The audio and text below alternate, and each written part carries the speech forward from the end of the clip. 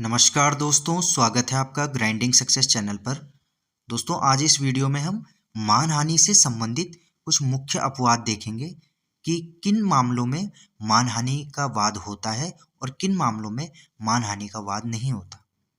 जैसा कि हमने पिछली वीडियो में मानहानि की परिभाषा और मानहानि को बीएनएस की कौन सी धारा में मानहानि के बारे में बताया गया है, इस बारे में पढ़ा था।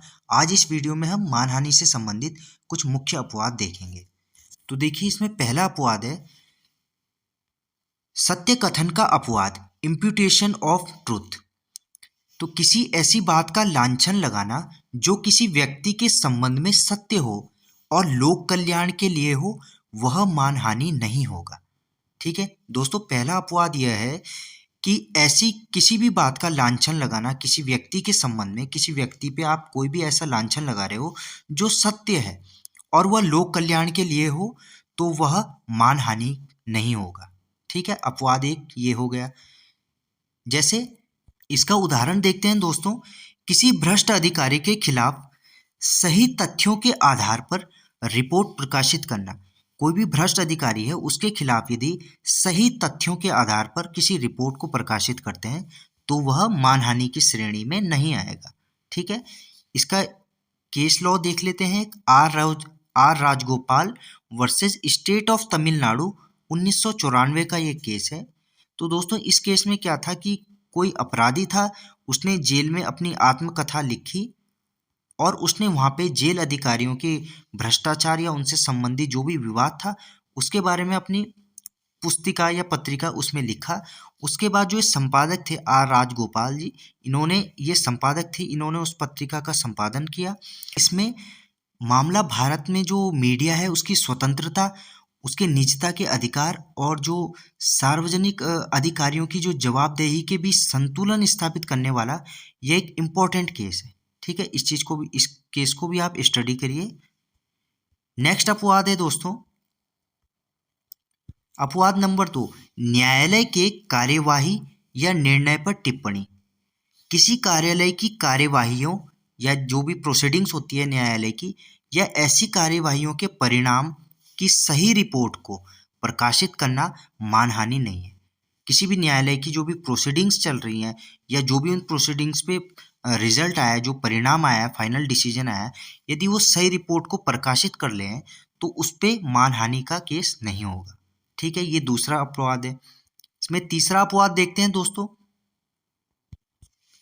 अपवाद 3, साहित्यिक, कलात्मक या सार्वजनिक प्रदर्शन की आलोचना। यदि कोई व्यक्ति पुस्तक, लेख, कोई फिल्म है, नाटक है आदि की ईमानदार आलोचना करता है तो वह मानहानि नहीं है। यदि कोई भी व्यक्ति किसी भी पुस्तक है, कोई भी लेख है, किसी भी तरह की कोई फिल्म है या नाटक है, यदि उसमें अपना ओपिनियन देखता है, उसमें अपना ईमानदार सद्भावपूर्वक अपनी बात रखता है, तो उस पे मानहानि का केस नहीं होगा। इसको उदाहरण से समझते हैं दोस्तों। देखिए, क नाम का एक व्यक्ति जो य द्वारा प्रकाशित एक पुस्तक के संबंध में यह कहता है कि य की पुस्तक मूर्खतापूर्ण है, यह अवश्य ही कोई दुर्बल पुरुष होना चाहिए, य की पुस्तक अशिष्टतापूर्ण है, यह अवश्य ही अपवित्र विचारों का व्यक्ति होना चाहिए। यदि क ऐसा सद्भावपूर्वक मतलब गुड फेथ में कहता है तो वह इस अपवाद के अंतर्गत आता है, यानी वह मानहानि नहीं होगा।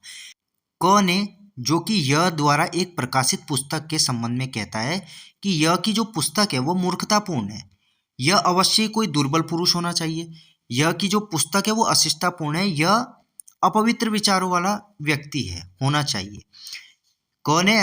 यदि क ऐसा सद्भावपूर्वक गुड फेथ में कहता है तो वह इस अपवाद के अंतर्गत आता है, यानी वह मानहानि का केस नहीं होगा। वहीं इसका दूसरा भाग भी देख लेते हैं। परंतु यदि क कहता है मुझे इस बात का आश्चर्य नहीं है कि य की पुस्तक मूर्खतापूर्ण या अशिष्टतापूर्ण है, क्योंकि वह एक दुर्बल और लंपट व्यक्ति है, क इस अपवाद के अंतर्गत नहीं आता। क्यों नहीं आता? क्योंकि वह जो राय दे रहा है, जो वह य के शील, दोस्तों शील का मतलब होता है किसी का चरित्र, किसी का कैरेक्टर, जो वह य के शील के विषय में अभिव्यक्त कर रहा है, ऐसी राय है जो य की पुस्तक पर आधारित नहीं है। मतलब जो भी वह उस पर टिप्पणी कर रहा है य के प्रति, वह उसकी पुस्तक पे आधारित नहीं है। क इस अपवाद के अंतर्गत नहीं आता क्योंकि वह राय जो कि वह य के विषय में अभिव्यक्त कर रहा है, ऐसी राय जो य की पुस्तक पर आधारित नहीं है। ठीक है, तो देखिए दोस्तों, यहाँ पे समझने की बात यह है, यानी देखिए दोस्तों, पहले उदाहरण में क य द्वारा प्रकाशित एक पुस्तक के संबंध में कहता है कि य की पुस्तक मूर्खतापूर्ण है, यह अवश्य ही कोई दुर्बल पुरुष होना चाहिए। यानी क ने य की पुस्तक पढ़ी तो उसके बाद उसने अपना ओपिनियन, उसने अपने विचार य के प्रति जो रखे हैं, तो वह मानहानि की श्रेणी में नहीं आएगा क्योंकि वह डायरेक्टली य को कुछ नहीं बोल रहा है। उसने क ने य की पुस्तक पढ़ी, उसके बाद जो उसके विचार थे, जो उसके ओपिनियन उस पुस्तक के बारे में थे, उसने य के संबंध में वो बातें कही हैं। परंतु दूसरे उदाहरण में यदि य कहता है, मुझे इस बात का आश्चर्य नहीं है कि य की पुस्तक मूर्खतापूर्ण या अशिष्टतापूर्ण है। दोस्तों शब्दों पे ध्यान दीजिए। यदि क कहता है कि मुझे इस बात का आश्चर्य नहीं है कि य की पुस्तक मूर्खतापूर्ण या अशिष्टतापूर्ण है, उसे इस बात से फर्क नहीं पड़ता कि पुस्तक क्या है, वो सीधा ब्लेम कर रहा है कि वह एक दुर्बल और लंपट व्यक्ति है। उसे पुस्तक से कोई मतलब नहीं है। क कहता है मुझे इस बात का आश्चर्य नहीं है, उसे पुस्तक से कोई मतलब नहीं है कि पुस्तक मूर्खतापूर्ण है या अशिष्टतापूर्ण है, परंतु वह डायरेक्ट पर इस बात का अपना टिप्पणी कर रहा है कि वह एक दुर्बल और लंपट व्यक्ति है जो कि मानहानि की श्रेणी में आएगा। ठीक है, देखिए जैसा ऊपर इसमें बताया गया था, साहित्यिक, कलात्मक या सार्वजनिक प्रदर्शन की आलोचना, यदि कोई व्यक्ति पुस्तक, लेख या फिल्म, नाटक की आदि की ईमानदार आलोचना करता है, अपना जो ओपिनियन है, जो सही ओपिनियन है वो रखता है, तो वो मानहानि की श्रेणी में नहीं आएगा पुस्तक, लेख और फिल्म, नाटक के लिए। परंतु वहीं उदाहरण 2 में क कह रहा है कि उसे इस बात से फर्क नहीं पड़ता, उसे इस बात का आश्चर्य नहीं है कि य की पुस्तक मूर्खतापूर्ण है या अशिष्टतापूर्ण है, उसे इस बात से फर्क नहीं पड़ रहा, उसे पुस्तक से कोई मतलब नहीं है। वो डायरेक्टली पर यह टिप्पणी कर रहा है कि वो दुर्बल और लंपट व्यक्ति जो कि मानहानि की श्रेणी में आएगा। ठीक है, आगे देखते हैं अपवाद नंबर 4। अपवाद 4 किसी अन्य की शील पर लांछन। दोस्तों शील का मतलब होता है चरित्र, जैसा अभी मैंने ऊपर बताया था, चरित्र, किसी का चरित्र, कैरेक्टर। किसी अन्य की शील पर लांछन लगाना मानहानि नहीं है, परंतु यह कब जबकि उसे लगाने वाले व्यक्ति के या किसी अन्य व्यक्ति की हित की संरक्षा के लिए या लोक कल्याण के लिए वह लांछन सद्भावपूर्वक लगाया गया हो। ठीक है दोस्तों, तो किसी भी व्यक्ति पर या उसके चरित्र पर लांछन लगाना मानहानि नहीं है। कब? यदि उसे लगाने वाले व्यक्ति के या किसी अन्य व्यक्ति के हित की संरक्षा के लिए या फिर लोक कल्याण, लोगों के कल्याण के लिए वह लांछन सद्भावपूर्वक यानी गुड फेथ में लगाया गया हो। इसको उदाहरण से समझते हैं। क एक दुकानदार है, वह से जो कि उसके कारोबार का प्रबंधन करता है। क एक दुकानदार है और उसकी जो दुकान है, उसका जो कारोबार है वह संभालता है। तो वह से जो कि उसके कारोबार का प्रबंधन करता है उससे कहता है कि यह को कुछ मत बेचना जब तक कि वह तुम्हें नकद धन न देते। क नाम का एक दुकानदार है, उसकी दुकान में वह नाम का एक व्यक्ति है जो उसकी दुकान का प्रबंधन करता है, काम कर रहा है उसकी दुकान पे। तो क वह से कहता है कि यह नाम के व्यक्ति को कुछ मत बेचना जब तक कि वह तुम्हें नकद धन ना दे दे, क्योंकि उसकी ईमानदारी के बारे में मेरी राय अच्छी नहीं है।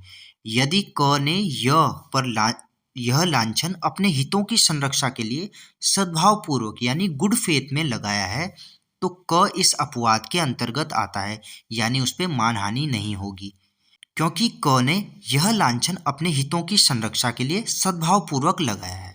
ठीक है दोस्तों, आगे देखते हैं अपवाद नंबर 5। अपवाद नंबर 5 शिकायत करने का अपवाद। यदि कोई व्यक्ति सक्षम अधिकारी को सद्भावना में शिकायत करता है तो यह मानहानि नहीं होगी। किसी कर्मचारी के खिलाफ विभागीय शिकायत कर देना, यह भी मानहानि की श्रेणी में नहीं आएगा। यदि किसी भी विभाग का कोई कर्मचारी भ्रष्ट है या उसके खिलाफ कोई शिकायत है, तो यदि कोई व्यक्ति सक्षम अधिकारी को सद्भावना में, किसने गुड फेथ में शिकायत करता है, तो मानहानि नहीं मानी जाएगी। ठीक है, किसी भी कर्मचारी के खिलाफ विभागीय शिकायत मानहानि की श्रेणी में नहीं आएगा। ठीक है, अपवाद नंबर 6 देखते हैं दोस्तों। सद्भावनापूर्ण चेतावनी। सद्भावनापूर्ण चेतावनी, यदि किसी व्यक्ति को या जनता को संभावित हानि से बचाने हेतु चेतावनी दी जाए तो वह मानहानि की श्रेणी में नहीं आएगा। ठीक है दोस्तों, तो यहाँ पे भी वह यही बात कह रहा है, किसी व्यक्ति को लेके या जनता को संभावित हानि से बचाने के लिए चेतावनी दी जाए तो वह मानहानि की श्रेणी में नहीं आएगा। तो ये हो गए दोस्तों 6 अपवाद हैं ये जो मानहानि की श्रेणी में नहीं आएंगे। अब देखते हैं दोस्तों मानहानि के संबंध में दंड। मानहानि के संबंध में क्या दंड है, तो इसमें जो कोई किसी अन्य व्यक्ति की मानहानि करेगा, डिफेमेशन करेगा, वह सादा कारावास से जिसकी अवधि 2 वर्ष, सादा कारावास मतलब सिंपल इम्प्रिजनमेंट, जिसकी अवधि 2 वर्ष तक की हो सकेगी, या जुर्माने से या दोनों से, या फिर सामुदायिक सेवा से दंडित किया जाएगा। ठीक है, तो मानहानि के संबंध में क्या दंड है, सादा कारावास से जिसकी अवधि 2 वर्ष तक की है, या फिर जुर्माने से, या दोनों से, सजा और जुर्माने दोनों से, या फिर सामुदायिक सेवा से दंडित किया जाएगा। ठीक है, तो ये है मानहानि के संबंध में दंड। अब देख लेते हैं दोस्तों कुछ इंपॉर्टेंट केस लॉ मानहानि से संबंधित। जैसे दोस्तों सुब्रमण्यन स्वामी वर्सेस यूनियन ऑफ इंडिया 2016 का case. Subramanian Swami versus union of India के केस में दोस्तों, इस केस में ऐसा था, जो याचिका करते थे उनका यह तर्क था कि आपराधिक जो कानून है वो अभिव्यक्ति की स्वतंत्रता का उल्लंघन करते हैं और इनका दुरुपयोग हो सकता है। तो इस पे सुप्रीम कोर्ट ने क्या कहा, सुप्रीम कोर्ट ने इस पर फैसला दिया कि आपराधिक मानहानि है, इसको एक मजबूत निवारक के रूप में बनाए रखा, जिससे जो है दूसरे लोगों की प्रतिष्ठा है उसको नुकसान ना पहुंचे। ठीक है, तो यह जो केस है, यह मामला भारत में जो मानहानि कानून है और जो हमारे मौलिक अधिकार हैं उनके बीच संतुलन पे एक महत्वपूर्ण केस था। ठीक है, अब दूसरा केस है दोस्तों Harbhajan Singh versus state of Punjab का केस है 1965 का। इसमें क्या हुआ था दोस्तों, इसमें हरभजन सिंह नाम के एक व्यक्ति ने, जो उस समय पंजाब के मुख्यमंत्री थे, उनके बेटे पर तस्करों के सरगना का होने का आरोप लगाया था। ठीक है, उसके बाद क्या हुआ कि इन पे आपराधिक मानहानि का मुकदमा चला। तो इसमें कोर्ट ने क्या फैसला दिया, तो इसमें कोर्ट ने उन्हें दोषी पाया, हरभजन सिंह को दोषी पाया, लेकिन क्या हुआ, उनकी सजा को जो है 1 साल से 3 महीने कम कर दिया गया। 1 साल से इन्होंने 3 महीने कर दिया, और साथ में जुर्माना भी पड़ा इसमें। तो यह मामला जो है सद्भावना और उचित सावधानी की परिभाषा पे महत्वपूर्ण रहा है। ठीक है, ये भी एक इम्पोर्टेंट केस है, इसे भी ध्यान रखिए दोस्तों। वैसे ही दोस्तों एक Jeffrey J Diermeier versus state of West Bengal का केस 2010 का है, यह भी मानहानि से संबंधित है। उसके बाद देखते हैं state of Bihar versus Lal Krishna Advani case 2003। दोस्तों इस केस को आप छोड़ दीजिए क्योंकि ये मानहानि से संबंधित नहीं है, ये एक लीगल मैगजिम ऑडी ऑल्ट्रम पैटर्न पे संबंधित है। इसमें ये बाय मिस्टेक मेरे से टाइप हो गया है, मैंने इसमें ऐड कर दिया है। तो और ये एक ऑडी अल्ट्रम पैटर्न एक लीगल मैगजिम है, ये उस पर आधारित केस है। मैगजिम्स के बारे में भी मैं आपको नेक्स्ट वीडियो में पढ़ाऊंगा। और इसमें एक केस देख लेते हैं R Rajagopal versus state of Tamil Nadu 1994। जैसा ये ऊपर भी मैंने इसमें बताया था कि एक कुख्यात अपराधी था जिसने जेल में रहते हुए अपनी आत्मकथा लिखी, और उसमें वहाँ पे जो जेल के अधिकारी थे उनके भ्रष्टाचार या जो भी उनसे संबंधित जो भी विवाद था उसके बारे में अपनी पत्रिका या पुस्तक में लिखा, अपनी आत्मकथा में लिखा। उसके बाद जो ये राजगोपाल जी थे, तो राजगोपाल जी इसमें संपादक थे। तो इसमें सुप्रीम कोर्ट का यह जो फैसला था यह मीडिया की स्वतंत्रता, निजता और सार्वजनिक जो अधिकारियों की जो जवाबदेही है इसके बीच एक बैलेंस स्थापित करने वाला एक इम्पॉर्टेंट केस है। ठीक है, इस चीज़ को आप ध्यान रखिए दोस्तों। इस चीज़ को छोड़ दीजिए। State of Bihar versus Lal Krishna Advani, ये एक लीगल मैगजीन पे बेस्ड है, ऑडी ऑल्ट्रम पैटर्न पे बेस है। ये एक लीगल मैगजीन है जिसे मैं आपको नेक्स्ट वीडियो में बताऊंगा। तो दोस्तों ये थे मानहानि, उससे संबंधित अपवाद, मानहानि के संबंध में जो भी दंड की प्रक्रिया है और किन मामलों में मानहानि के वाद बनता है उसके संबंध में इसमें मैंने आपको बताया है। मिलते हैं दोस्तों आपसे ऐसी एक और वीडियो में एक नए टॉपिक के साथ। धन्यवाद।